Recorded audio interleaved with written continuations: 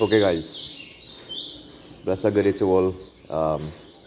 This is my first video that I'm doing for the breeding series in Nari Boy's Bullfinch blog. So you all can like, subscribe, and continue to share the videos on them as I go about teaching people on how to breed.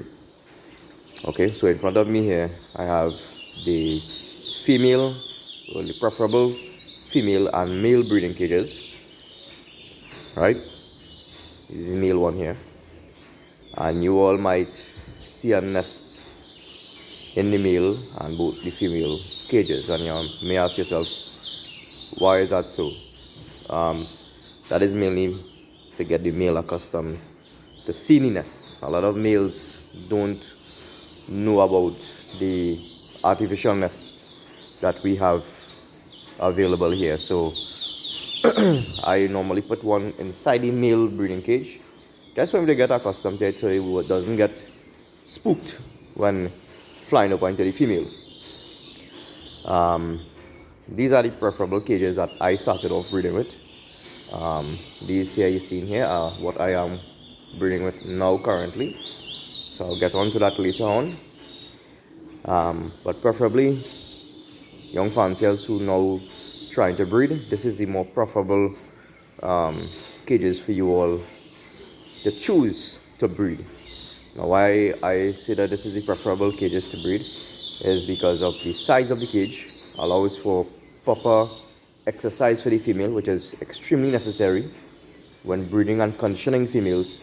They need to exercise. Females need to exercise to come into condition. All birds, male and female, need to exercise to come into condition. So normally I will have this female here.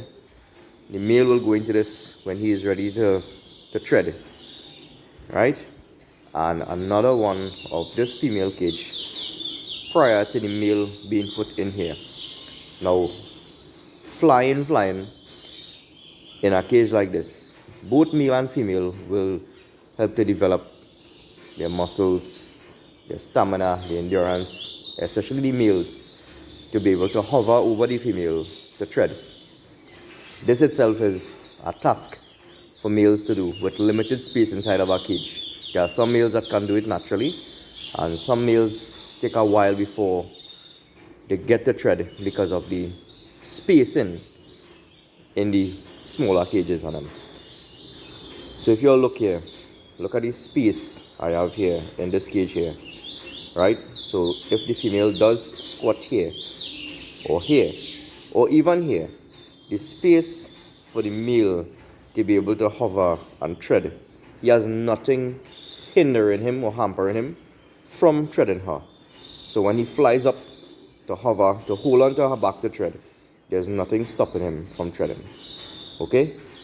And another important tip, always sanitize your cages before putting your birds in them. You can sanitize, you could use the Lysol spray, you could use liquid bleach. I normally use a cap to a black bucket, the construction bucket of water, preferably hot water, and I take my time and soak down the cages on them and then put them out in the sunlight. There's no better sanitizer than natural UV light.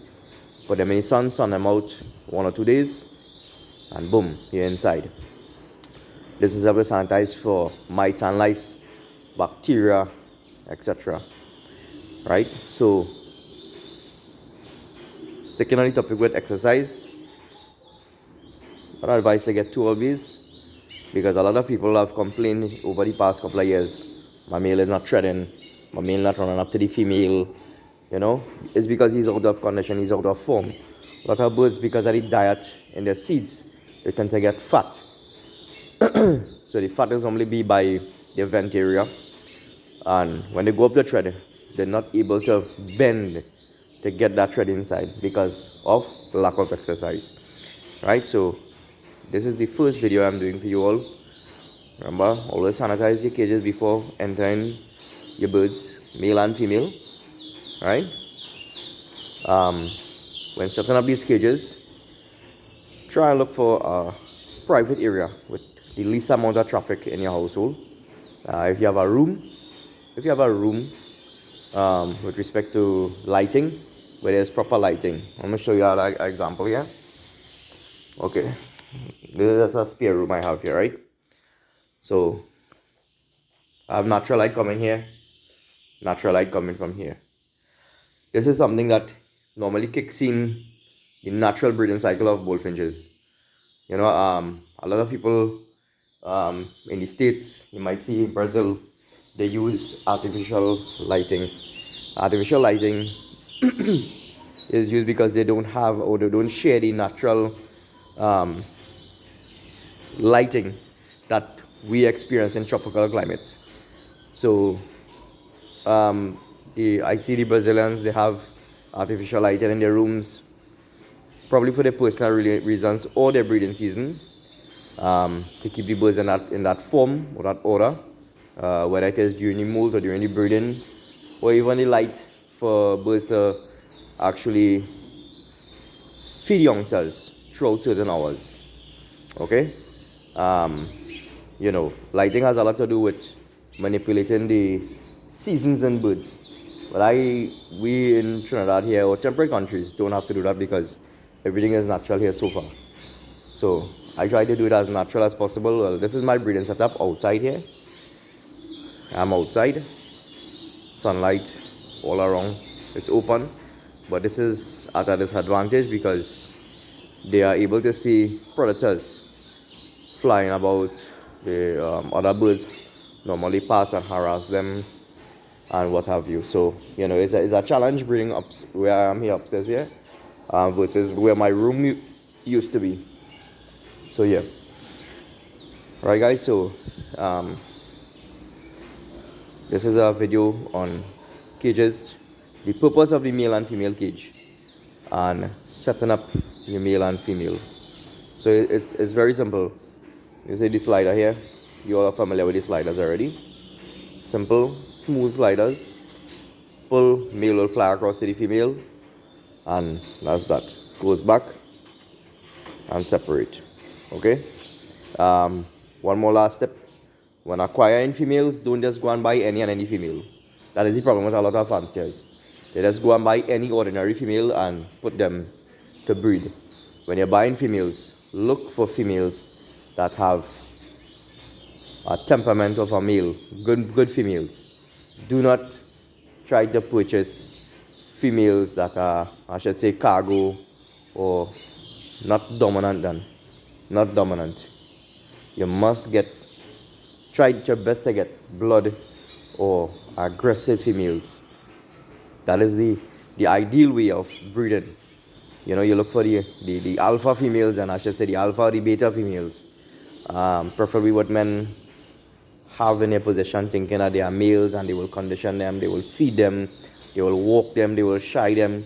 These are the females you have to go after. Don't go after regular pet shop females unless you are experienced in conditioning a wild female in captivity.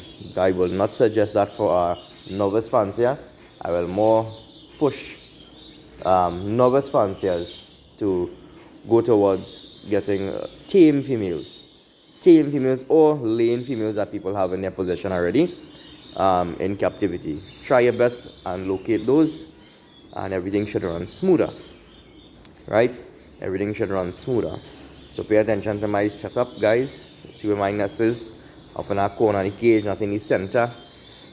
Now the nest could be moved from here to in front here, that side, or here, depending on where the birds are positioned in a room or an area with the least amount of traffic. The female will more than likely hold the straw and fly up to the side of the cage where she finds that is most comfortable. This is where observation comes in. You will have to observe carefully where your females are most comfortable in the cage and set the nests appropriately. I normally have 2 to 3 nests in the cage. So where I see the female playing with the nest the most when she's coming into form, I will always leave that nest in that spot. She will always choose the better spot in the cage where she is comfortable. A lot of people will have a problem where females laying, and they're not even laying in the nest, they will lay in the floor. It is because the females are uncomfortable, right? So this is one of my first videos, guys, about setting up the cages, selecting your females. Right? Hope you all stay tuned, subscribe, like, and share the videos. For more updates, more to come, guys. Right? Look out, Nariboy here. Y'all don't know. Look out, guys. More and more information. Right? Peace and respect to everybody who subscribe and like my videos. Bless up. More updates soon.